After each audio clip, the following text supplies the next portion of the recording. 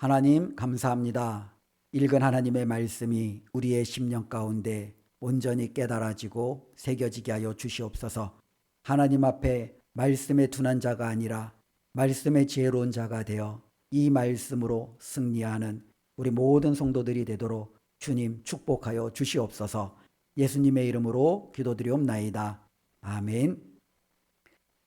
우리는 살다 보면 상당히 어리석은 일을 행하는 사람을 마주하게 됩니다.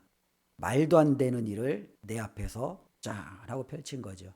그럴 때 일어나는 감정은 불쑥이라는 분이죠. 화죠. 그래서 우리는요, 말도 안 되는 일에 대해서 굉장히 화를 냅니다. 근데 이제 막 화를 내다가 이제는 그 상대방을 어느 정도 이제 혼냈다라고 생각하면 어느 정도 이제 화낸 사람도 좀 정신이 좀 돌아오겠죠. 도대체 얘가 왜 화를 냈는지, 내가 얘를 어떻게 다시 올바른 길로 이끌어가야 될지, 이제 그때부터는 조금 더 이성적인 마음을 가지고 그 상대방과 대화하기 시작하죠. 갈라디아서의 말씀을 보면 바로 이와 같은 패턴이 상당히 유사하게 진행이 되어집니다. 특별히 이 갈라디아 교회 성도들의 이야기를 들었을 때 이 바울은 너무너무 화가 났습니다. 그들에게 화가 나서 이 하나님의 말씀을 이제 이 서신으로 대언할 때에도 그의 손은, 어쩌면 그의 마음은 부들부들부들 떨고 있는 거죠. 어떻게 이런 일이 있는가 라면서 이 바울은요, 그들을 향하여 자신의 분함, 그 감정을 전혀 감추지 아니하고 있는 대로 쏟아놓습니다. 지금까지 바울이 자신의 이런 모든 것들을 쏟아놓았다면 오늘 말씀은요, 이제 내가 너희들을 향하여 그러면 어떻게 하고 너희들을 내가 이제 어떠한 계획을 가지고 있는지 자신의 마음을 다시금 차근차근 되돌아보며 또 그 성도들을 바로 세우기 위해서 애쓰는 바울의 모습을 볼 수 있죠. 특별히 오늘 말씀에 이 바울은요, 저들에게 다시 한번 자신의 간절한 소망을 담아서 하나님의 말씀을 증언해 주고 있습니다. 그게 바로 12절부터 시작이 되어지는데요. 12절 말씀을 보면 형제들아 내가 너희와 같이 되었은즉 너희도 나와 같이 되기를 구하노라 라고 기록하고 있죠. 이 말씀, 내가 너희와 같이 되었으니 이제는 너희도 나와 같이 되라. 우리가 선뜻 볼 때는요, 그렇게 생각할 수 있죠. 그렇죠. 저들이 바울을 닮기를. 근데 바울이 또한 그와 같이 되었다라는 거예요. 이 부분은 조금 어려울 수 있어요. 그들이 바울을 닮는 거는 당연하죠. 바울이 예전에도 내가 너희에게 본을 보였으니 나를 본받으라 라고 이야기했던 그 하나님을 향한 그 열정과 사랑을 성도들에게 자신 있게 말했던 것처럼, 그래 너희가 나를 본받고 나와 같이 되기를 나는 원한다, 여기는 이해할 수 있는데 내가 너희와 같이 되었다라는 부분들은 조금 어려울 수 있습니다. 그러나 우리가 이 말씀을 이 바울이 이 사람들을 처음 찾아갔을 때 그 배경 속에서 우리가 이해하면 조금 쉬울 수 있죠. 사도행전에 보면 바울이 바나바와 더불어 안디옥 교회에서 파송이 되어서 이 갈라디아 지방의 1차 선교 여행을 진행을 하게 됩니다. 그런데 문제는 이 바울이 처음에 도시마다 마을마다 바울은 유대인들에게 먼저 복음을 전했어요. 근데 이 유대인들이 복음을 받아들이지 않는 거예요. 바울을 핍박하고 그의 동료들을 대적하는 거예요. 바울은 그들을 향하여 손과 발을 털고 이제는 이방인들에게 자신의 복음을 선포하며 나아갑니다. 근데 여기에 문제가 있는 겁니다. 왜냐하면 유대인들에게 있어서 이 이방인은 상존할 가치가 없는 사람들이에요. 우리가 아는 대로 유대인들은 이방인들을 마치 개처럼 취급했어요. 당연히 이 개처럼 취급받았던 이방인들은 유대인들이 자신들을 어떻게 대하는지 알고 그들을 향한 혐오하는 마음이 있었겠죠. 당연히 유대인은요, 이방인과 함께 식사 자리에 앉지 않습니다. 그들과 같이 함께 삶을 나누지도 않습니다. 유대인으로서 그와 같이 된다는 것은 내가 이방인이 되고 내가 죄인이 되고 내가 하나님과는 상관없는 사람이 된다라는 어쩌면 하나의 상징 이상의 의미를 가지기 때문에 유대인들에게 있어서 이 이방인은요, 결코 가까이 할 수 없는 사람들이에요. 그런데 바울은요, 그 이방인들과 어떻게 합니까? 함께 삶을 나누는 거예요. 그들과 같이 식사하고 그들과 같이 교제하고 그들과 같이 하나님의 귀한 공동체를 세워나가고 그들과 같이 함께 성찬과 때로는 애찬을 나누기 시작하고 그들과 모든 부분들에 있어서 전혀 하등 차등에 두지 아니하고 함께 행하는 것을 볼 수 있죠. 바울이 마치 누구가 된 거예요? 이방인이 된 거죠.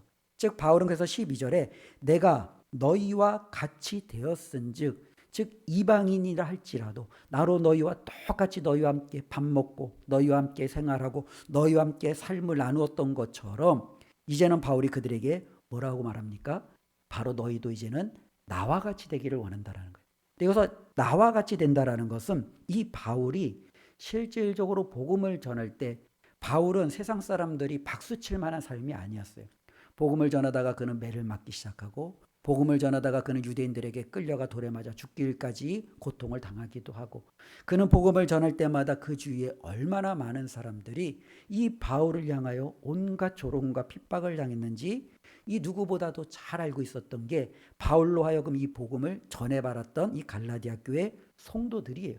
근데 바울은요, 너희가 바로 나와 같이 되기를 원한다라는 거예요. 내가 예수를 위해서, 내가 복음을 위해서, 내가 오직 너희들에게 전한 그 진리를 위해서 이와 같이 모든 핍박과 조롱과 때로는 그런 것들을 감내했던 것처럼 너희도 나와 같이 되기를 원한다라는 거예요. 지금 이방인이었다가 그리스도인이 된 이 갈라디아 교회 성도들은 유대주의자들의 말에 달콤하게 자꾸 넘어가는 거예요. 너희가 할례를 행하면, 너희가 같이 안식일을 잘 준수하면, 너희가 하나님의 말씀 이 율법을 그대로 따르면 너희도 우리와 같이 온전하고 완전한 구원에 이를 수 있고 너희나 우리에 막혀있던 모든 유대인과 이방인이 아니라 너희도 유대인으로서 하나님의 나라에 참여할 수 있어. 이러한 달콤한 유혹들이 자꾸 그들을 간지럽힙니다. 그러니 그들에게 있어서 핍박과 조롱과 때로는 여러 가지 무시당하는 것보다는 내가 차라리 저들의 말을 들어주고 그들과 함께하는 것이 낫지 않을까라는 마음의 유혹이 있는 거죠. 그것을 알았기에 바울은 그들에게 말하는 겁니다. 너희도 나와 같이 되기를 구하노라. 어쩌면 이 바울의 이 갈라디아 교회 성도들을 향한 이 외침은 우리 은강교회 성도님들을 향한 외침일 수 있음을 우리도 깨닫습니다. 바울은 저와 여러분들에게 말합니다. 은강교회 성도 여러분, 여러분들도 나와 같이 되기를 원합니다. 우리 모두가 이 바울의 외침에 아멘으로 화답하는 성도님들이 되었으면 좋겠습니다. 예수님 때문에 조금 손해봐도, 예수님 때문에 내가 멸시와 조롱을 받아도, 예수님 때문에 세상 사람들이 나를 인정하지 않아도 내가 예수님을 위해서 할 수만 있다면 그와 같은 자리에 나아가기를 바울이 기대했던 것처럼 바로 바울은요 이 말씀을 붙들고 다시 한번 그들에게 권면하고 있는 거죠. 그런데 바울이 이와 같이 했던 이유 중에 하나가 12절 마지막에 보면 너희가 내게 해롭게 하지 아니하였다라고 말씀하고 있습니다. 해롭게 하지 아니하고 도리어 13절부터 15절까지의 말씀은 바울과 갈라디아 교회 성도들이 만났을 때 어떠한 일이 있었는지를 하나 상징적으로 보여줍니다. 즉 이 이방인이었다가 복음을 받아들인 갈라디아 교회 성도들은 결코 바울에게 해를 가하지 않았어요. 도리어 해를 가하기보다는 이 바울을 어떻게 해요? 안아줬어요. 그를 보호해 주었어요. 지켜주었어요. 사랑해 주었어요. 이게 그들의 모습입니다. 그 한 예가 뭐냐면 13절 말씀에 내가 처음에 육체의 약함으로 말미암아 너희에게 복음을 전한 것을 너희가 아는 바라. 바울이 이들에게 갔을 때 바울은 상당히 육체적인 연약함을 가지고 있었던 것을 우리가 알죠.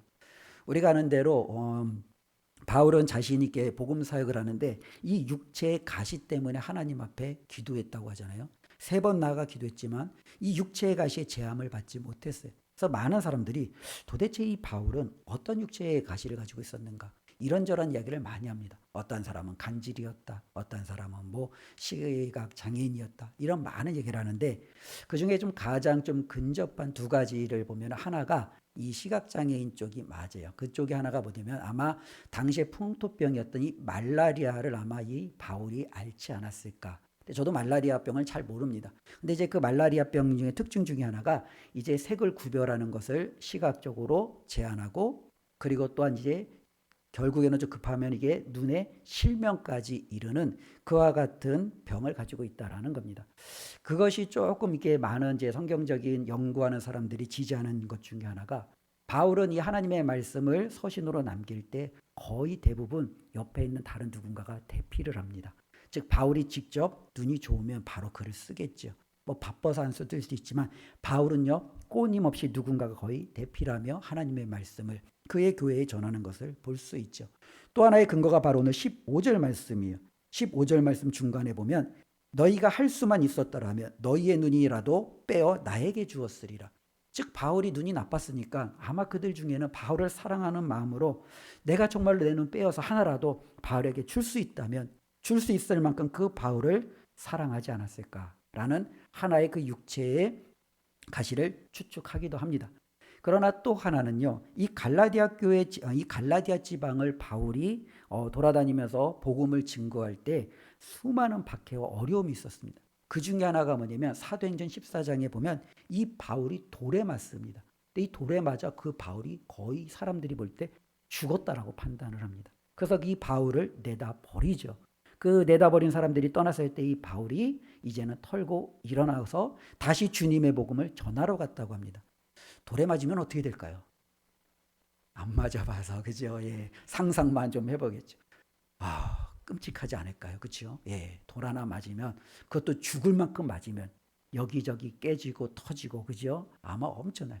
그래서 이 바울의 연약함은 거의 돌에 맞아 죽을 뻔한 그의 육체의 연약함을 가지고도 그는 어떻게 해요? 복음을 전했던 그 모습이 아닐까라고 생각을 하기도 합니다.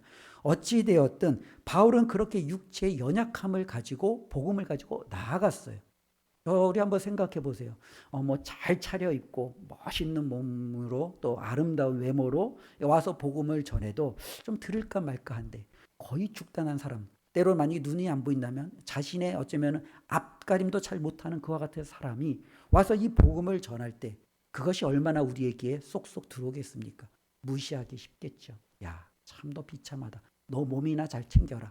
어쩌면 그것이 일반 사람들의 삶일 수도 있겠죠. 그런데 이 갈라디아 교회 성도들은 어떻게 했습니까? 14절 말씀을 보니까요. 너희를 시험하는 것이 내 육체에 있으되. 그렇죠? 그 바울이 시험하는 거예요. 오늘날도 많이 그래요. 예전에도 성도님들 가운데 그런 마음들이 있어요. 그러니까 그 목사님이 그냥 단상에만 와서 그냥 맨날 그 빌빌대면 아유 저 목사님 참 얼마나 기도 안 했으면 얼마나 믿음이 안 좋으면 단상에 서서 저렇게 빌빌댈까. 뭐 겉으로는 티는 안 내겠죠. 근데 속으로는 그런 마음을 가질 수 있어요. 때로는 우리가 어떤 사람을 볼 때 야, 저 사람은 저렇게 교회에서는 잘게 충성하는 것 같은데 왜 바깥에 나가면 맨날 저렇게 망할까? 야, 참 저 사람의 믿음이 뭔가 문제가 있는 건 아닐까? 그런 마음을 가질 수 있지요. 바로 이 갈라디아 교회 성도들도 그럴 수 있지요. 처음 본 바울이 이 육체의 연약함을 가지고 오니까 그 사람을 깔볼 수 있어요. 무시할 수 있어요. 업신여길 수 있어요. 그런데 그들은 어떻게 해요? 14절 계속 보면 이것을 너희가 업신여기지도 아니하며 버리지도 아니하고 결코 바울을 업신여기지 않았어요. 무시하지 않았어요. 그를 버리지 않았어요. 도리어 더 나아가서 그들은 어떻게 합니까? 14절 계속 보면 오직 나를 하나님의 천사와 같이 하나님의 천사를 대하듯이 바울을 대했다는 거예요. 더 나아가서는요. 그리스도 예수와 같이 영접했다라는 거예요. 갈라디아 교회 성도들이 바로 이 육체에 아무 내세울 것 없는 이 바울을 업신여기지도 않고 버리지도 않고 도리어 하나님의 천사를 대하듯 예수 그리스도를 영접하듯 이 바울을 섬긴 그들의 모습을 그들의 사랑을 바울은 기억하고 있습니다. 바로 바울은 이와 같은 사랑을 다시 한번 기억하는데 그런데 문제가 뭐예요? 이와 같이 바울과 그들이 아름다운 주님의 복음 안에서 정말로 하나 된 관계가 이루었는데 그것이 외부에 들어온 어떤 사람들의 말 한마디로 완전히 어떻게 해요? 무너지기 시작했다라는 거예요. 너희들의 눈이라도 빼줄 만한 그 사랑이 나를 위해서 하나님의 천사처럼 예수를 영접한 같이 대했던 그와 같은 섬김이 누군가의 그 달콤한 말 한마디에 이렇게 모든 것이 깨어질 수 있느냐라는 거죠. 그게 바로 16절입니다. 그런즉 내가 너희에게 참된 말을 함으로 원수가 되었느냐. 바울이 그들에게 복음을 전하고 바울이 그들에게 진리를 전한 그리고 이것을 결코 타협하지 않음으로 말미암아 바울과 그들 사이에 그 아름다웠던 이 모든 관계가 깨어지고 이제는 원수처럼 될 수 있느냐라는 거죠. 바울의 안타까움, 그의 고백이 담겨져 있는 것을 우리는 볼 수 있습니다. 특별히 바울은요, 결코 예수 그리스도의 이 진리를요, 한순간도 그는 타협하거나 포기한 적이 없었습니다. 그래서 그는 지금 갈라디아 교회 성도들하고 어쩌면 힘겨루기에 때로는 들어있는 것 같기도 하고요.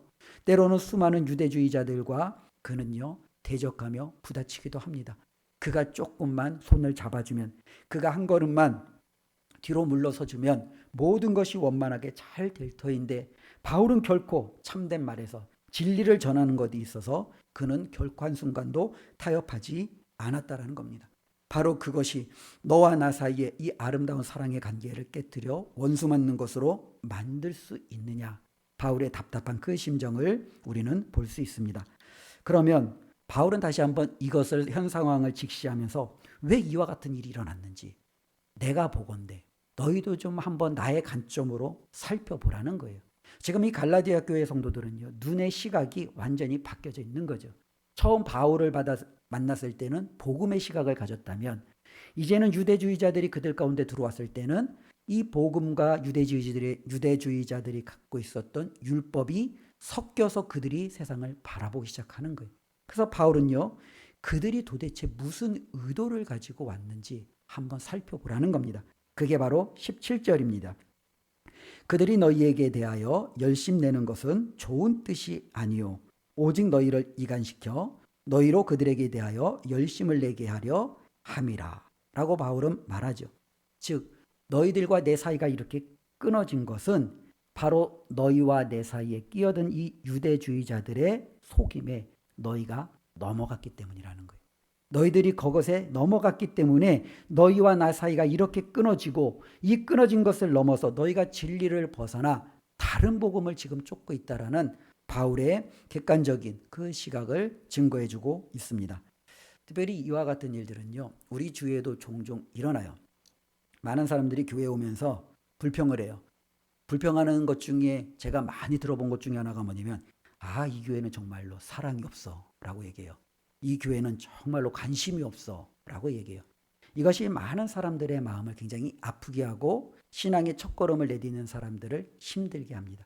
그래서 그들은요, 계속적으로 사랑과 관심을 자신에게 베풀어주는 그들을 찾아 나서죠. 이 교회가 아닌가 보다. 저 교회 한번 가보자. 저 교회 한번 가보자. 그러면서 그들은 사랑받고 관심받을 만한 교회를 찾아 나섭니다.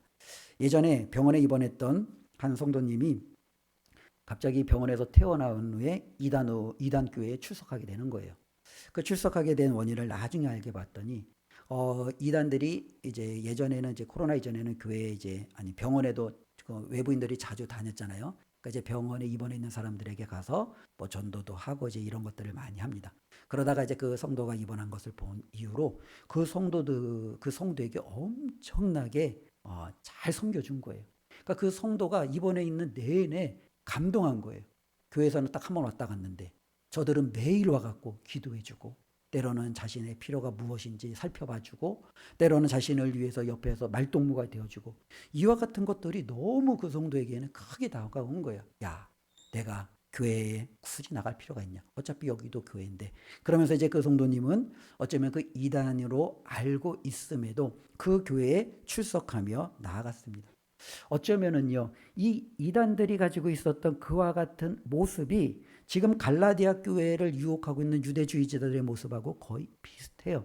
이들은요, 열심을 내는 거예요. 사랑하고 말해주고 섬겨주고 필요한 것들을 채워주고. 왜요? 자신들에게로 꼬셔오려고. 바로 이 유대주의자들도요, 열심을 내는 거예요. 그 열심을 내는 이유가 뭐예요? 바로 자신들에게 그들을 이끌어 올려라는 거죠. 바로 그들에게 이들을 이끌어서 자신들이 원하는 것을 이루려는 것.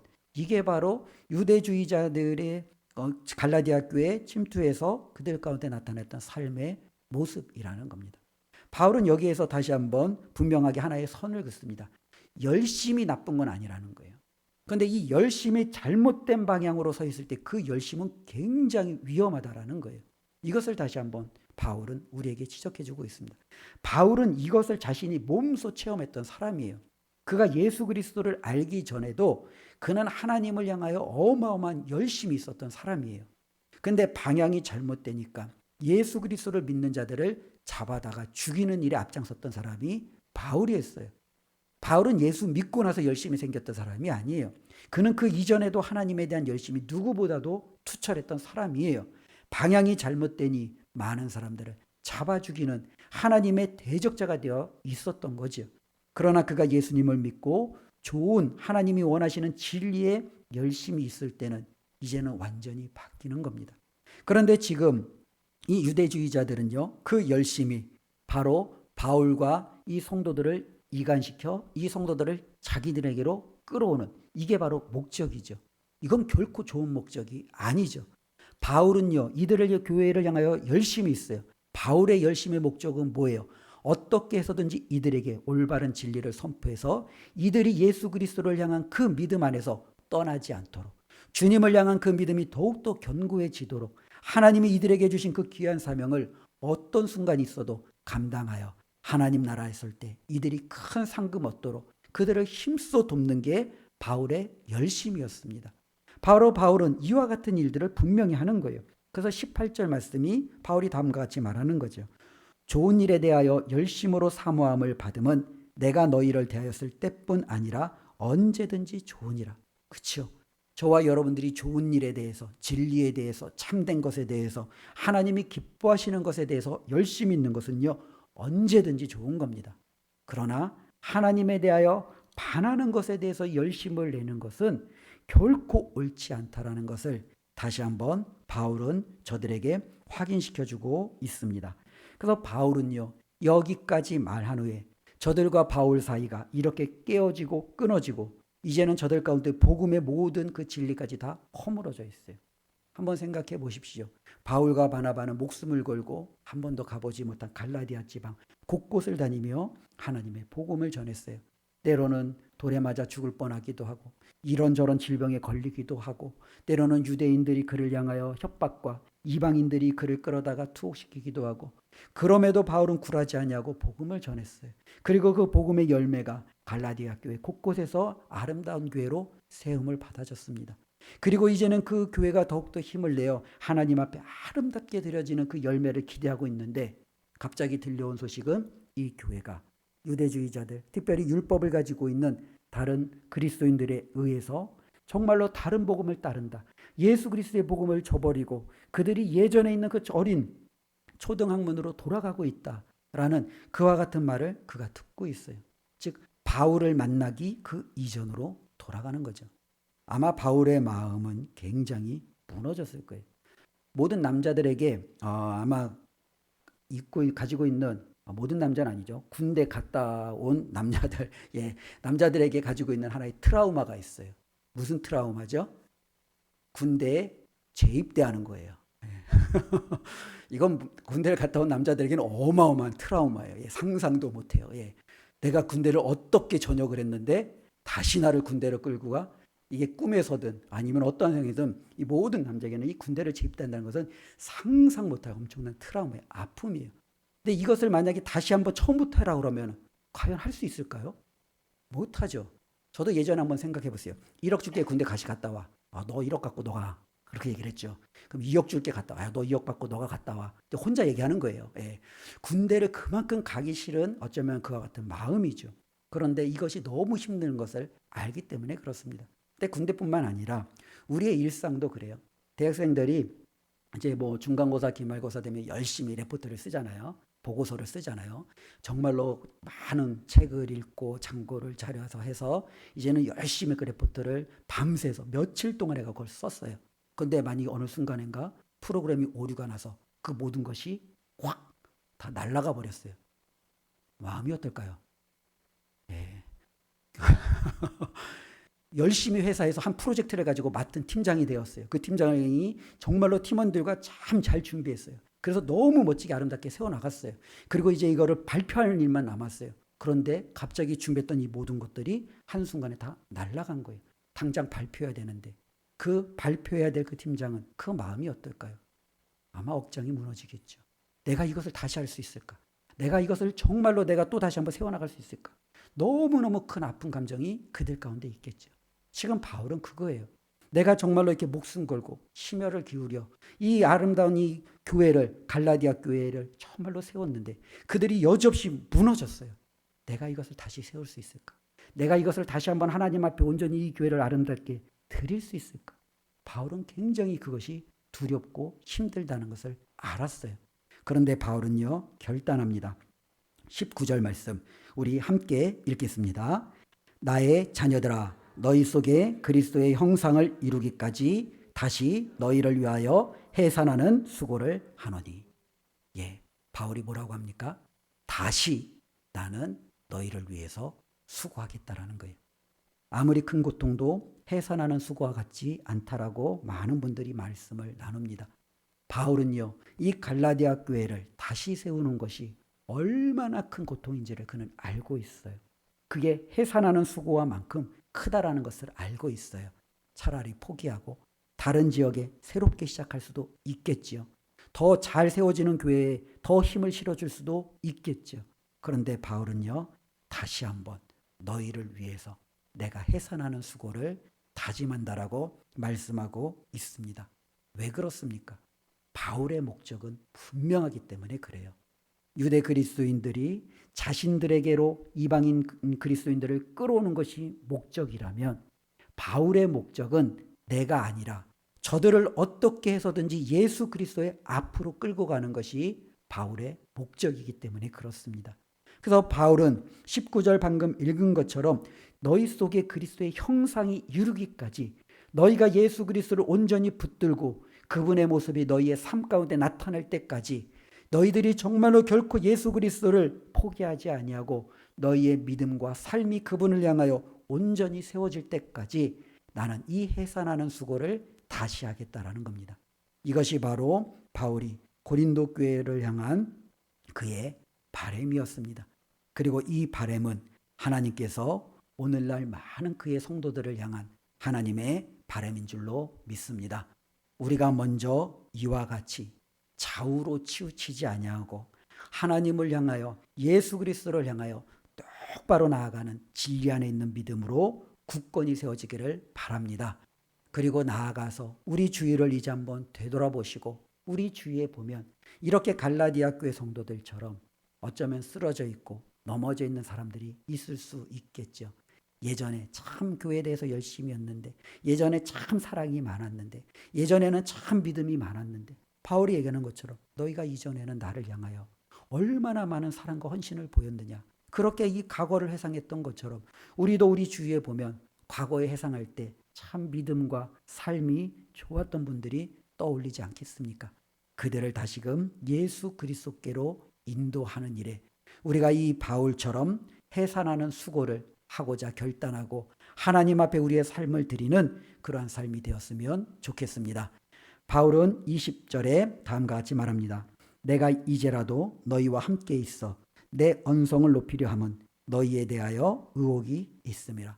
바울은 그래서 이 갈라디아서를 그들에게 써서 보내는 겁니다. 바울은 그들과 언성을 높여 싸우는 한이 있더라도, 바울이 그들에게 어떤 오해가 있는지는 몰라도, 어떤 의혹을 받고 있는지는 몰라도 그 모든 것들을 훌훌 다 털고 그것을 다시금 극복하기 위해서라도 바울은 그 길을 쉬지 않고 달려갈 겁니다. 우리 영광의 모든 성도님들도 이 일에 쉬지 않고 달려가셔서 예수 그리스도의 귀한 사명을 끝까지 감당하시기를 주님의 이름으로 축원을 드립니다. 오늘은 부활주일입니다. 우리 주님의 이 부활을 그 누구보다도 저와 여러분들이 먼저 확실히 붙드시고 이 부활을 이제는 많은 이들에게 전하고 또 그들을 세우는 일에 우리가 힘쓴다면 바울이 했던 이 수고와 저와 여러분들이 하는 이 수고 모두가 하나님 앞에 아름다운 상급이 될 줄로 믿습니다. 이로 인해서 승리하는 복된 한 주가 되시기를 다시 한번 주님의 이름으로 축원드립니다. 기도하겠습니다. 하나님 감사합니다. 오늘도 하나님의 말씀을 통해서 바울이 갈라디아 교회 성도들을 향하여 어떠한 마음을 가지고 있는지 우리들이 한번 살펴보았습니다. 바울은 너무너무 속이 상했습니다. 그들을 향하여 목숨까지 던지며 복음을 전했는데 저들이 그 복음을 뒤로하고 다른 데서 헤매는 그 모습을 바울은 결코 용납하며 기다릴 수가 없었습니다. 그는 다시 해산하는 수고가 된다 할지라도 저들을 향한 온전한 믿음으로 회복시키기를 위해서 자신의 삶을 헌신하기로 결단하였습니다.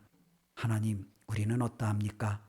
우리 주위에 있는 우리가 사랑하는 사람들을 위해서 얼마나 많이 복음을 증거하고 사랑을 전하는 일에 헌신하며 수고합니까? 아니면 알면서도 다음에 미루면서 살아가고 있습니까? 혹은 하나님 알면서도 때로는 적극적으로 임하지 못하는 우유부단함 가운데 나아갑니까?